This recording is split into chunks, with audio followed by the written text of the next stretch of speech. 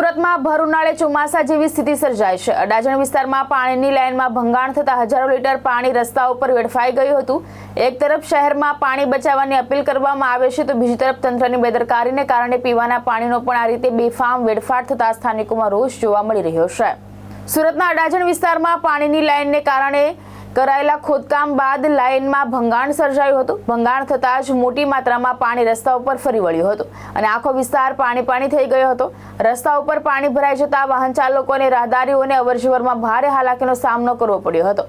સ્થાનિક લોકોનો આક્ષેપ છે કે હાઇડ્રોલિક વિભાગના અધિકારીઓની બેદરકારી અને સમયસર ધ્યાન ન આપવાના કારણે હજારો લીટર પાણીનો વ્યર્થ વેડફાટ થયો છે।